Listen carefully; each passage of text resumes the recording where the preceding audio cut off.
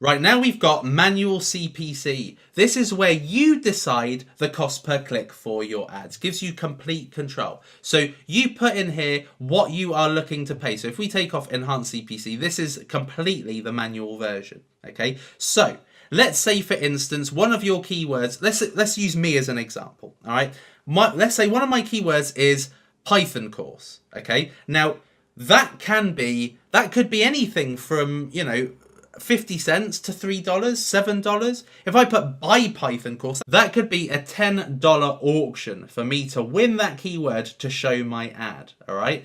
So basically, if you put a default bid, let's say you put $2, right? I'm not going to spend more than $2, or let's be even more restrictive. Let's say $1. I'm not going to pay to be seen via my keyword for more than $1. So if Python course is available, I'm not going to spend more than $1 for it, okay? So Google, you have to basically work within the confines of $1 per click.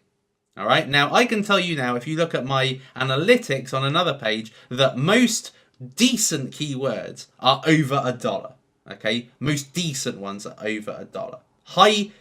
High quality keywords are going to cost you more than $1. So let's have a look at manual CPC. So manual CPC, what's the objective? So the objective really is control over bidding for CPC. Cost per click can be obscenely expensive, and this is a way of saying to Google, you're not going to surpass this bid for a click, okay? I'm not paying more than $1 a click. That's basically what you're saying, and they can't go over that. So how does it work? You give Google that maximum cost per click amount, which we've already looked at.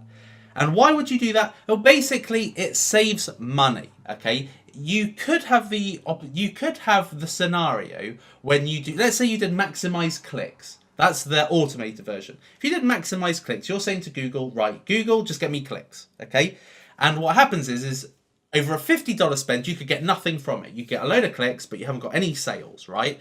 So this is a way of saving that money. You are holding it back. You are controlling it. You're saying, I'm only spending if you get under $1 a click, and it disables wild spending. So if you put a Google AdWord to sell your product, you go to sleep with zero having been spent, and then you wake up and in the morning you've spent all $50, and then you look to see how many sales you've got and you've had no sales. That's wild spending. You spent a lot and got nothing from it. So this disables wild spending, because you could wake up in the morning having put your Google ad ready to sell your product, and then all of a sudden you wake up in the morning and you've spent about $8 on certain keywords that are very high quality. It got you the click, but it didn't get you the conversion, and you've just lost $50. That's $50. $50, that's a lot you could do with $50. Okay, so this disables wild spending.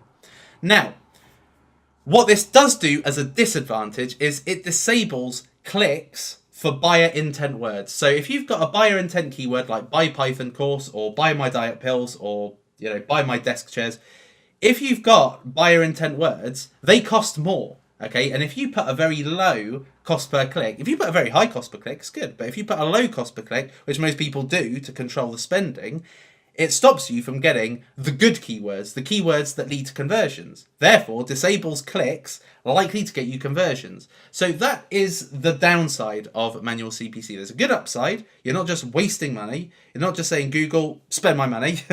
You are actually trying to control it, but at the same time, they will say to you, well, if you control it too much, you won't get your conversions. You won't get, decent keywords showing. You won't get decent queries showing your keywords. So that is something to bear in mind. So that is manual CPC, and that actually concludes the different bid strategies.